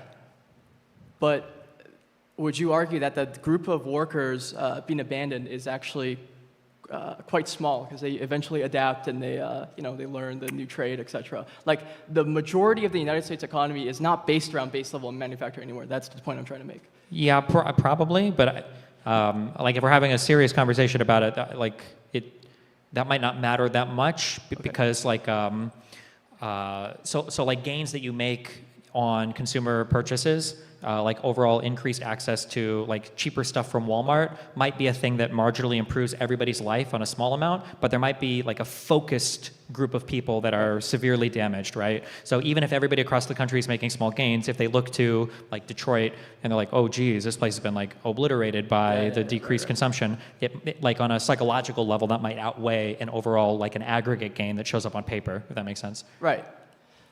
Okay. Sorry, can I look at my notes for a second? Yeah, sure.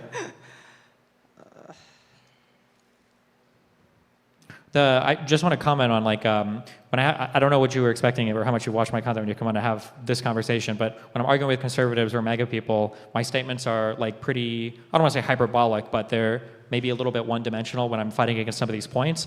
One of the reasons why I hate a lot of the conservative takes on economics so much, though, is because I think that there are really valuable discussions that can happen when it comes to the structure of the economy, but we never, ever, ever have those conversations because we're so busy arguing the most hyperbolic things in the world. So what you're talking about right now about like certain workers being displaced by certain types of jobs being exported, certain supply chains being exported, and certain consumers gaining while there's like focused damage on the economy, I think that's a really valuable conversation to have that we don't have. But like on the other side, like what was argued earlier, is saying, well, actually, we can just manufacture every single thing in the United States and it'll be perfect. It's like, okay, well, this is not No, like absolutely not. yeah. I I agree that there, yeah. Sorry. So I think, no, we should not go back to base level manufacturing. It's like going to the past. The past doesn't exist anymore. That it's harkening back to, I mean, labor was strong then, but it's harkening back to a past that shouldn't exist when it's automated, right? Why would you mine the coal when the robot mines the coal? Sure. Okay, so my question for you is, so shareholders constantly need the derivative of profit to be positive, right? It needs delta profit needs to be positive. So there's constant growth in growth, right? Mm-hmm. So what happens when the consumers, as top-level knowledge jobs are being automated by large language models, et cetera? You see massive layoffs at all tech companies for software. I work in software, and it's become like 10 times harder to find a job ever since the large language model stuff happened. Okay, so when those jobs become automated, how do you keep the shareholders happy by keeping the delta profit positive? I mean, I think right now the answer is just we don't know. Well, we do know, actually. What we don't know is that all of the jobs are going to be automated. So there's something called the lump of labor fallacy, which I'm sure you're familiar with, where people are like, oh my God, we've made like sewing looms. Like, how are we going to have everybody's going to run out of work, or we've created some new electronic thing, new computer thing, new automated thing, and now we think there's going to be no jobs, but like there's always more stuff for people to do. Right. I guess the question is, obviously, when people are talking about AI and LLMs and general intelligence and everything, like, are we going to reach a level where we've actually hit some kind of upper limit? Yeah, I don't want to call it a singularity, but something where like we're actually automating away more than what we can find new work for people to do. I absolutely think that knowledge work and automating knowledge labor is the upper limit. That is. There's nothing beyond that. Like, what is the pinnacle of like human expression? It's like doing art, right? And we have art automated. There's like sure. Yeah, I don't know. There's a saying. I'm very American, and there's a saying. It's like an American can sooner imagine the end of the world than the end of capitalism. So absolutely, I have no idea. I mean, like in a perfect world, we move on to like the free time utopia where now we only work for 10 hours a week and everybody's happy because the robots are doing everything. Right. In the hellscape, I guess there's only a few like warlords that own the robots. Precisely. And then we're all screwed. Who knows? So this is why we need collective ownership of the automated means of production. We need collective ownership before all labor is useless and our strikes mean nothing. We need to seize the automated means of production. Okay, but anyways, so profits need to constantly go up, right? So what did they do? What did they do in 2008? What did they do when every market crashes? They pumped the credit market by giving out loans that they should not be giving out, risky loans, subprime mortgages. They pumped the credit market, and eventually, for a short time, the profits increased, right? Like you said earlier with the other guy, for a short time, the economy is kind of stimulated, but eventually those loans are going to default, right? You cannot pump the credit market forever. There's no infinite fake money unless you're relying, I know you hate this, but unless you're relying on, the petrodollar having a monopoly on resources and then coercing other countries to do manufacturing. Like, you cannot maintain this growth forever. Eventually, markets will default. Banks will default, loans will default, and the market will crash, as it did in 2008. So, this is a very, this is kind of like a Marxist idea. I think the idea that the rate of profits to fall to zero, basically. Again, this it hasn't been observed yet, but is it possible that this could happen? Maybe. It happened in 2008. Well, there's this underlying assumption that I can't speak to any depth of knowledge to this because I just don't know enough. But one thing that's kind of underlying the assumption that you're making, and maybe there's more truth than I'm willing to give credit for, is this idea that a lot of the growth that we've seen in the world economy has just been artificially done by basically IMF printing and- money and yeah, this kind of inflationary thing. Fractional Versus the reserve counter spending. argument would be, well, no, there actually is a lot more. There's more participants in the global economy now. Among Africa, among China, India, there are actually more people, and there's more value that's actually being added to the economy, and that represents an increase, in price. I'll utter the meaningless statement. that Why are there market crashes if all of this productivity is real? It's not backed by debt. If it's real, why does a market crash every 30 well, years? there can be or market so? crashes even when there's real value being created, right? Like that can happen. Well, I mean, I feel like the easiest way to analyze. I feel like when I'm looking at it's funny because sometimes people look at market crashes and they'll say oh, this is an example that nothing in our economy is real, or this is all fake because of this boom bust cycle. And it's maybe that's true, but if we take take a deep breath and take a macro step back and then look at the world, Right. Do we actually feel that way? Do we have is a 5090 graphics card really the same as a 1080, or are the treatments for cancer patients today I feel the same as they were it's 30 years definitely tapering ago? off. Or There's definitely a. do you feel like the progress of technology is tapering off right now? I absolutely believe the progress. No way. I think the progress of technology has tapered off as soon as we reached large language models, and maybe we hit a limit with transformer models, right? Maybe they just can't model large enough context, whatever, right? But once you hit knowledge work, what is beyond that? I guess we'll see, but there's still a lot of unsolved problems. But I was just not necessarily referring to the LLM thing, but I'm just saying that it seems like we've been growing in real ways. Technologies are improving, manufacturing is improving, healthcare services are improving. There's been real gains made in technologies across tons of absolutely. sectors. I would yeah. see that, So absolutely. if we were at some point in the future where we had started to have these crazy boom bust, and I'm it kind of feels like everything's the same as it was 20 years ago. What's going on? Then maybe I'd be oh, is this all fake? But I feel like we're not there yet. But this is a really deep, fundamental macro econ finance question that I'm just probably not equipped to dive into as much. But yeah. Final thoughts there, Alex? Yeah, go for it. Sorry. Let me take a look at my. Do you have any notes for a final sec. thoughts? Yeah, sorry.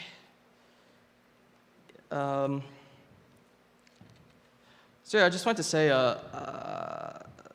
right, I feel like Trump is definitely doing a Weimar Republic type answer to the to the collapse of the economy. It's fascism. Outright, it's the merger of corporate and state power. With Musk and government, all these big tech companies merging. It's state power as an arm of corporate power in order to maintain monopolies, brutalize workers, brutalize unions.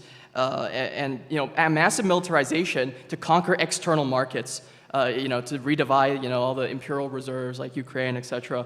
He nationalized Intel, it's disgusting stuff. I agree with you on that. But I think that he's sort of the accelerationist answer, whereas liberals are trying to right a sinking ship that's sinking, and it's going to sink. It's collapse. Yeah, I just don't know how good we are at predicting macro trends. I think even way back in Marx's time, he thought that the entire world would slowly be shifting to a socialist model. Lenin thought that all of Europe... And it did. Well, The no. USSR mode of production was absolutely socialist. I And the mean, maybe, Chinese but mode it of also, production it failed hardcore compared to... the capitalist mode of production, right? No, absolutely not. They competed fiercely for 70 years, and then Gorbachev came in and liberalized and opened the economy to Western pillagers, and then they installed Yeltsin, a fucking drunk, and then they installed Yeltsin, a fucking drunk, who sold the country out, privatized everything, sold it to 3 oligarchs. Yeltsin was right after the collapse, right? Yeltsin was the cause of the collapse. Gorbachev installed Yeltsin, and then Yeltsin, raised the Russian Federation flag, privatized all industry. Yeah, but are you saying that I'm sorry, just check. Gorbachev was right prior to the collapse, right? Gorbachev was a harbinger. Are we saying that wasn't the reason why Gorbachev was installing kind of more open market stuff was because of the current faltering of the Soviet Union's economy? The Brezhnev era in the 1970s did hit a sort of plateau, right? But the Brezhnev era in the in the late 1960s and early 70s was on a massive path of growth. How it seems like when I look at one of the best arguments I feel in favor of the capitalist mode of production is despite looking at Trump trying to do the damage it can now, it seems pretty robust. I feel like universally, globally, the capitalist mode of production is pretty robust. I feel like the socialist mode of production is not as robust. I think that once China gains enough surplus capital to be free of the United States for oil, via deals with Russia, and food via deals with Africa and the Belt and Road program, I think that manufacturing in China is going to become far more expensive, and I think that's an issue. And that's Okay, we'll see. Okay, cool. I appreciate All it. right, Alex, thank you so much. All right, and we are going to go straight in to our next debater. Nathaniel Bruffett, you're up. Nathaniel Bruffett is back with us. He joined us in Houston, and he's back for more. We have a limited amount of time, so go straight for the jugular there. Jesus. All right. Word choice, please. All Hey, right, what's up? what's up, Destiny? So there is multiple anti-Trump claims that you made in your Owen Schroyer debate that I want to debate you on. Now, Okay. for all of these claims, I want a charitable interpretation. So interrupt me if you think I'm not being charitable. All right, so the first... Wait, did you DM me recently about this? Wait, what? Did you DM me recently about this? I did not, no. Oh, I didn't okay, DM never mind, you. all right.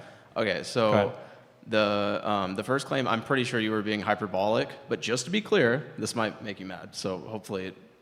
Don't worry, I'm used to it. Just to be clear, if you mean this claim literally, Yeah, go for it. Yeah, go ahead. Yeah. it's 100% false. But I'm assuming it's hyperbole. So exact word for word, you said Trump takes absolutely no accountability for any of his actions in Owen Schroyer. So I'll just assume that's hyperbole and maybe move on to the next one. I mean, I would say like 99%, but it's going to depend on how you define accountability, I guess. Okay, that's fine. If you say 99% though, notice how if we take your claim literally, it's not going to translate to 99%. That would be, you used a universal quantifier. You said Sure, for but any of his humans, when they actions. speak, every time they say always or never, they don't really usually mean 100% or 0%, right? Yeah, that's fine. That's why I want to be charitable. So it doesn't seem like we disagree there. Okay. All right. So the next claim would be, yeah, it's crazy that I don't know. Well, I want to be charitable. But, okay. So you said exact words. When you said he, you were talking about Trump, but I'm not going to replace that. So you said he wasn't able to pass any legislation. He wasn't able to do anything about the ACA. So like I think maybe like a really charitable interpretation would be that he wasn't able to pass any legislation that did anything about the ACA. So for legislative landmarks, I know a big thing they wanted to do was the Infrastructure Act. They weren't able to do it. His legislative accomplishments were pretty minor. He had the tax cuts would have been the big one. I think they had like the First Step Act for prison stuff, which was minor, and I think they ended up defunding a lot of that anyway. And then for the ACA, the big goal when Republicans came was to repeal and replace it. But I think all they were able to do was get the like the tax penalty zeroed out or something. Mm-hmm. Okay, Yeah. but notice how the claim wasn't Trump wasn't able to fully repeal and replace the ACA. The claim was Trump wasn't able to do anything about the ACA. So do you want to double down on that, or do you want to say that what you meant was something like about, like when you say do anything, what you meant there was do anything I'll about... say what I just said is what I was implying, yeah. Okay, so all right, so you don't think that... Well, just to be clear, do you think he was able to do anything as far as... I think his presidency was a legislative failure, was an utter legislative failure, and I think they didn't accomplish their goals with the ACA. They didn't accomplish... Okay, so the claim that they didn't accomplish their goals, like that's fine. Sure. But I just want to make sure that we don't disagree on the claim that Trump wasn't able to do anything about the ACA, because he did do something about the ACA. He did indeed do something about it, yes. He did do... Okay, all right. Okay. So if he did do something about it, and, you know, like, I just feel like a lot of people, when they listen to the debate, I think it might be a little unfair what you did to Trump. So it's a new claim I'm making. The thing is that I think most people, or maybe not most people, but definitely a lot of people that listen to the debate, if they hear you say something like, he wasn't able to pass any legislation, he wasn't able to do anything about the ACA, I'm worried that if I'm talking to someone like that, you know, they're going to tell me like, oh yeah, you know, Destiny told me that Trump wasn't able to do anything about the ACA, and they have no idea about the individual mandate thing or anything. Sure. I mean, I think there's arguments to be had that there's a better back and forth there, but I think that MAGA's largely detached themselves from reality, so most of these debates just end up being like at the highest, most like macro level claims back and forth. I think if somebody wants to have like an in-depth conversation about legislation that Trump has or hasn't passed, I think that'd be a lot more exciting to have, but Owen Schroyer wasn't prepared to discuss literally anything in depth, so probably a decent amount of my statements are going to be a bit more hyperbolic, but I think that like the spirit of what I'm getting across, like, oh, you guys failed on the ACA, you didn't do anything about the ACA, right? Like, no conservative's going to come back and be like, well, actually, we got the penalty for that reduced to zero, because they know it was a massive failure to not repeal it. They ran on it. They talked about it for like 8 years. And then when McCain voted no, it was an actual gasp on the floor when everybody was like, oh God, like they messed that up. So I mean, like, yeah, I mean, like this, like in a vacuum, this claim is going to be more narrow. But like the conversation I just had with the last guy about like certain sectors of the economy being damaged and certain sectors of the economy doing better, like I think that'd be a better conversation to have than arguing whether or not you could transition the entire economy to a manufacturing economy. But it seems like right now the right is largely incapable of having those types of conversations. Okay. Do you think that we would maybe disagree that you were, well, I mean, okay, that's fair enough. So another claim you made is that Trump was kind of hoping Mike Pence got killed on January 6th. You use the word kind of and like trying to be charitable and whatnot, but I mean, even if so I know you don't like this. If you don't like it, just deliver the argument for why it's bad. Okay, don't just, but if we do an internal critique, okay, on your view or whatever, even taking a Trump critic perspective, I don't think it would be good for Trump if Mike Pence got killed either way. I don't know if that's really, you can not want someone to be killed and still pressure them to do something that's yeah, more technically you could say that, yeah. So do you think it's fair to say that, this person over Trump here... didn't want Mike Pence to be killed. Trump wanted Pence to feel like Trump could have had him killed to pressure him to act in a way that he wanted. When it came time to count the votes, I guess you could say that, yeah? Yeah, but isn't it like a little bit like maybe unfair to say that, like, oh, this person over here, like Bob or Trump or whatever, you're claiming that someone kind of you're especially before he was, getting elected, right? You're saying that this person kind of wanted this other person to get killed. And if that's not true, like some people might interpret that claim literally. It's just kind of like my point. I don't know. You did say mean, like, kind there's of, a world so. like the issue is that like there's two huge, very interesting things going on. So one is that like there's a back and forth debate with a very bombastic guy who I don't think was capable of critically engaging almost anything. Number one, right? So a subset of that is that like it's hard for me to even get out a full point without him shouting, interrupting me. But then number two, like I feel like the same people that would take, like I feel like the majority of the people listening are understanding the implication of what I'm saying. I think that if you were to ask anybody, like, do you think that it would help Trump if Pence were to actually die? They would probably say, oh, that probably wouldn't help him. But if you were to ask the majority of people, like, what would you expect somebody to do when somebody's watching a bunch of people outside the Capitol building saying, hang Mike Pence, and he does nothing? I think a lot of people are like, ooh, maybe he wants him to die. But like, I don't think anybody would correct and say, no, it's not that he wants him to die, it's that he wants him to be afraid of dying. And it's like, yeah, okay, yeah, like that's technically true, I guess. But it's like, I feel like this is like almost a distinction without a difference. Like on a strictly, like if we were parsing language for like syntax and logic, I think maybe the one statement is more accurate than the other, but overall, especially with a president who is like prone to making hyperbolic statements with literally every single time he talks, so much so that there are like turns of phrase for not taking him literally but seriously. I think I'm communicating more or less what I need to, yeah. Okay. All right, sweet. So with January 6th, I think there's a lot of good things that happened after. Just making descriptive, like, so our Capitol building, the security got tighter. We had, what was it? I don't remember. Sorry, I'm losing my train of thought. No, you're good. But yeah, so... Common talking point is that the ECA got strengthened, the law. I don't know if you're going to bring that up. But the ACA? The ECA, the Electoral Count Act. They added a couple lines. Something about the Electoral Count Act was like a bill, and in the bill we had a bunch of things that were good. I can pull up my notes for it, but so there can be an efficacy problem when like a president does something. So like someone could be anti-abortion but still vote for someone that's pro-abortion because the pro-abortion guy is just so bad that he ends up actually strengthening the anti-abortion stuff. Like he could end up like just being incompetent or something. And so if Trump is trying to do something, it could result in a situation where it unintentionally sort of strengthens the democracy process or something. That's you're playing with fire there, right? Yeah. No, I agree with that. I think I agree with the point you're making, but like so I'm just I want to be razor focused on the actual claim though, because if someone were to make the claim that, this event like weakened our democracy, I don't know if that's well, I think it weakened the democracy by making it, one, the attack itself I think kind of weakens it. And then two, I think that when a thing happens, I think it enters like a probability assessment for future action. Like it seems more probable based on how people respond to it. And I think that now that's like kind of something that's more in the air. So I think there's a lot of like fallout from that that's really bad too.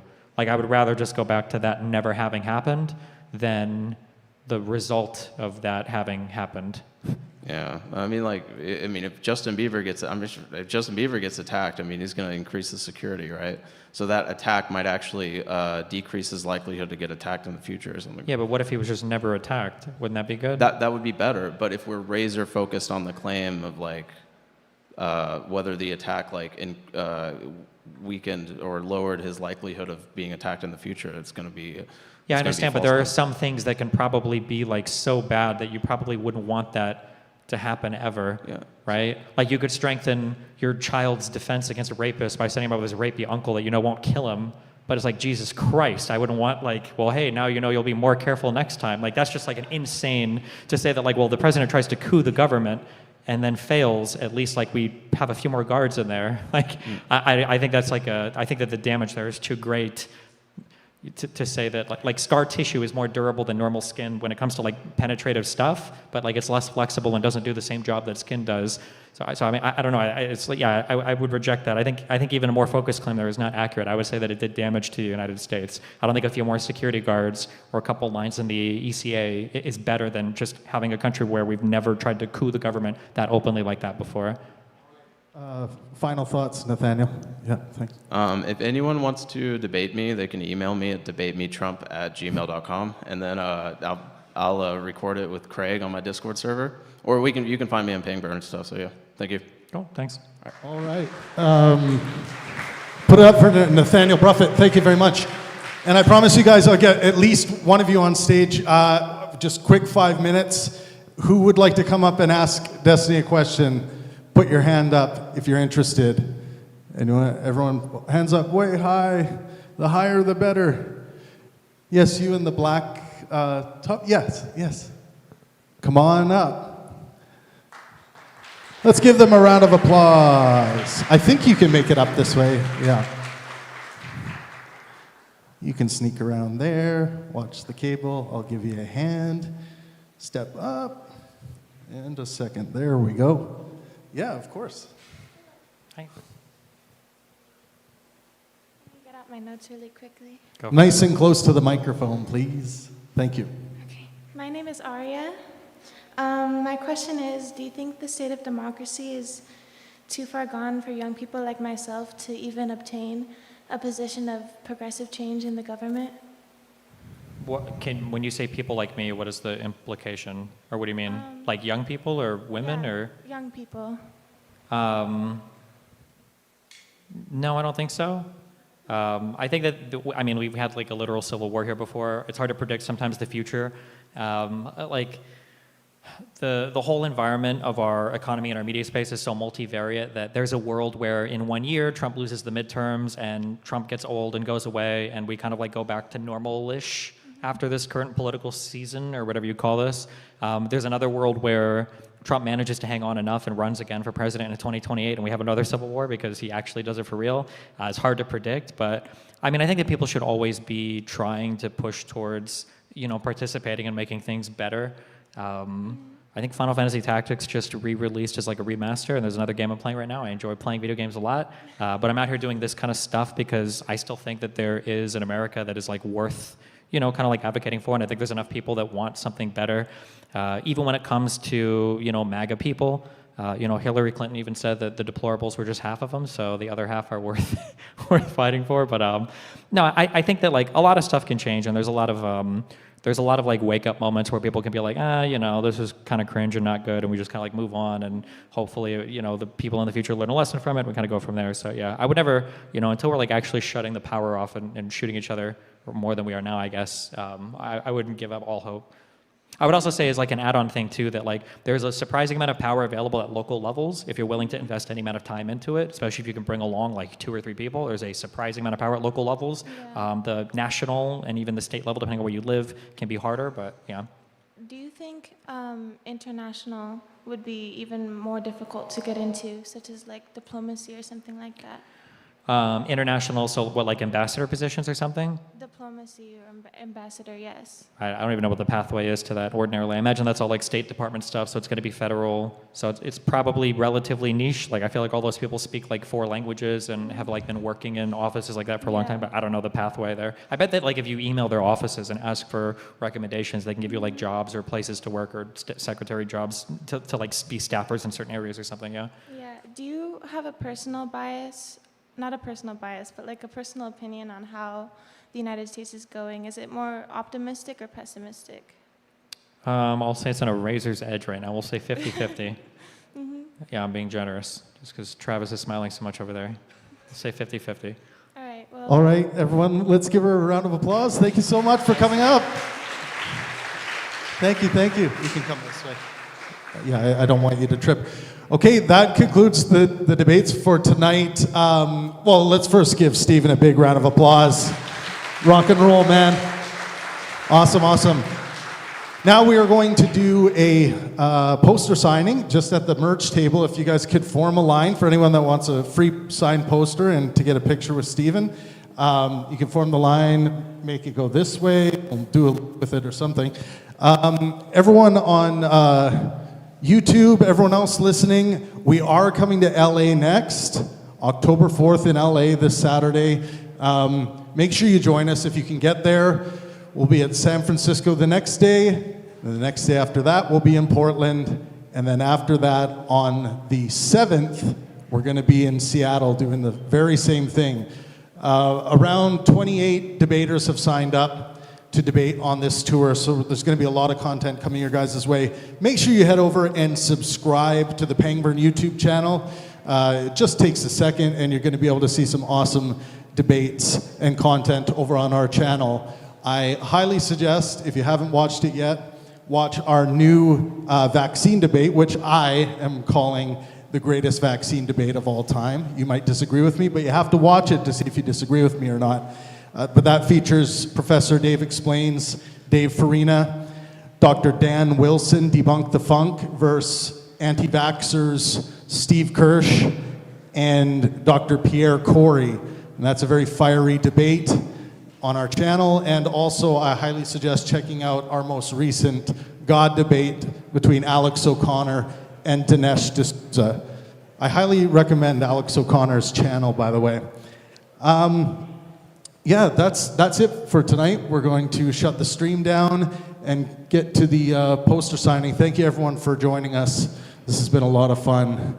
Phoenix, we love you. Good night.